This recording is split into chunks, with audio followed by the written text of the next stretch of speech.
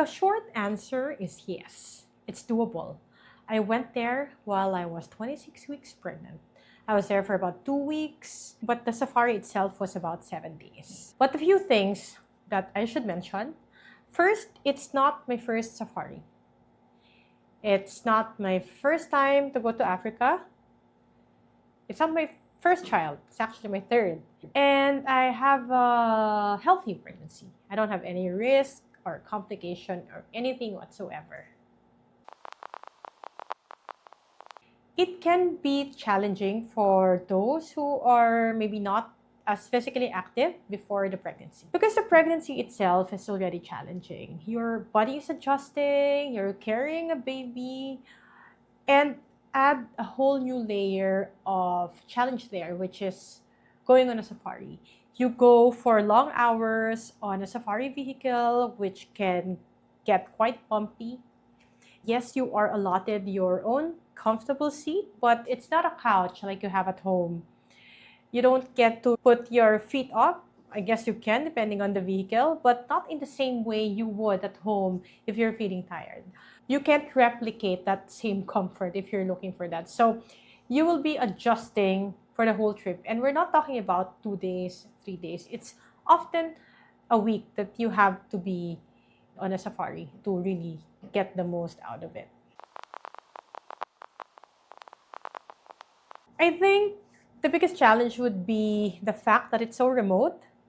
So if you're anything like me and you get paranoid, what if something happens? What if I get cramps? Or you don't really have much options. Of course, there's paramedics. There's a team that could go and attend to you. But if you really need medical attention, then the nearest would be in Arusha. You need to be flown there. So your tour operator or your accommodation, depending on how you book, would arrange that for you. And the whole process that goes in there, it's not like when you're at home and you feel something's off, you can just get out of the house, drive for 10 to 30 minutes, and then you're in the hospital. If you have a high risk pregnancy, then I don't think you should even be considering. It's just not safe for you and the baby, unfortunately. You have to wake up at around 5 or 6 in the morning. That's usually the call time your tour guide slash driver would tell you. You usually bring your things with you unless you're staying for another night. So you eat your breakfast and then you hop on straight to your safari vehicle. Because that's the best time to go on a game drive on a safari. That's when the animals are most active. That's also when it's most comfortable in terms of the heat. It doesn't get super hot, but it's so nice and breezy in the morning. So you drive for hours, but stopping along the way if you see an animal, if you see something interesting, a beautiful landscape, then you stop for those. And then you move on, you drive again. Around 11, 12 o'clock, your driver would usually find a spot for you and your partner or wherever you're going with. And then he would set up a nice table, and then he has this insulated bag with your hot meals and utensils. So there's soup or appetizer, main meal, and dessert, and drinks from beers to soft drinks. And then you would usually get, I think, an hour or two, maybe less, to eat and relax before you have to go and drive again. So that's basically how it's going to be every day in different parks. So if you're in Tanzania, then that would be Serengeti, and then you'd probably go to Ngorongoro after and other parks. It depends on your program. If your program includes seeing a tribe like the Maasai or the Hadzabe, then that's a bit different. So you would go straight there in the morning and observe how they live, etc. So less driving for that. But apart from that, most of the days will still be a lot of driving. And then at about 4 o'clock, 5, you would go back to the camp because you need to have enough time to freshen up, check in, and have your dinner. And then after dinner, there's no activity. You just rest and get ready for the next day. If I'm just going to summarize it's really the long drive. The heat is not so bad. Most camps actually don't have air conditioning, but it's still very pleasant. There's mosquito nets because there's a lot of insects and mosquitoes. So I would also advise that you wear pajamas or leggings even when you sleep, and even with those mosquito nets on. So things like you won't be able to go on a hot air balloon. It's just not allowed no matter how far along you are in the pregnancy. And you don't get to drink. I mean, alcoholic beverages. Maybe you can have a bottle or a glass of wine, but apart from that, then you're really limited with how much you can consume. And the food, you would want to stick to well-cooked meals and avoid the salads. So yes, there are limitations in terms of that, but I don't think it's a deal breaker because then you also get to enjoy other things. So if you're going with your friends or with your partner and he wants to enjoy a bottle or two, you can instead get a nice foot massage. That's maybe something you wouldn't do if you weren't pregnant, but because you are, then you're opening yourself up to other activities for your situation. So I think that's actually quite pleasant. Definitely only book a private safari.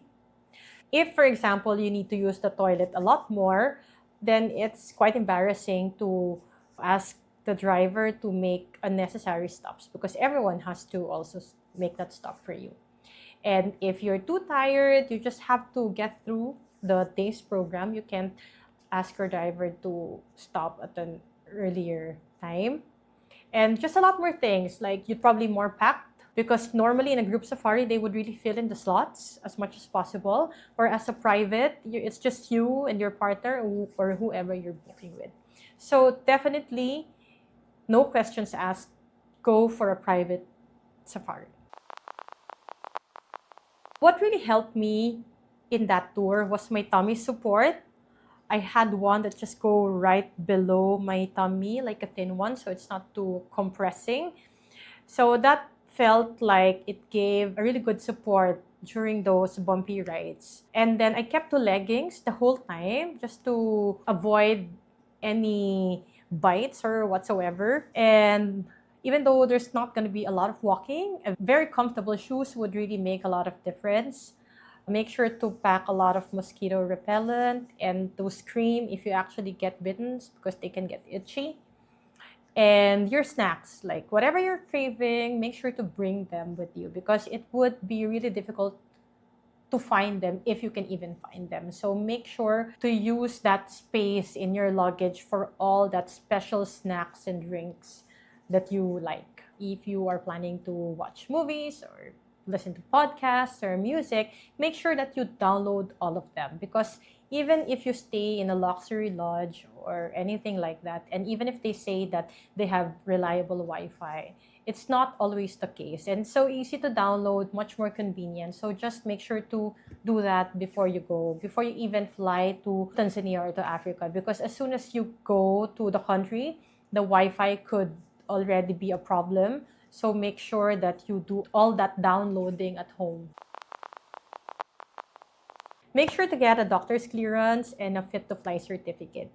Make sure you have them with you because you will actually not be allowed to board in some of the airlines, especially if you're anything like me. I have a really big bump because it was my third. So maybe they didn't believe me when I said I was only 26 weeks because I looked like I was 30 or something. So make sure that you have those documents with you. Don't go if you have a high-risk pregnancy, which is common sense.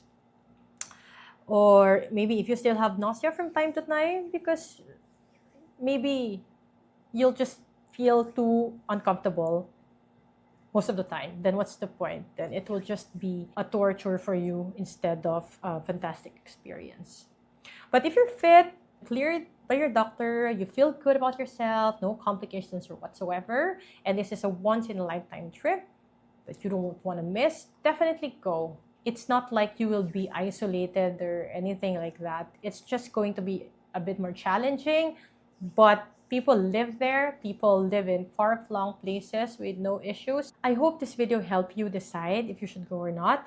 If you don't decide to go, then don't feel bad. There's a lot of other things out there. And the most important thing right now is you and the baby and your comfort and safety.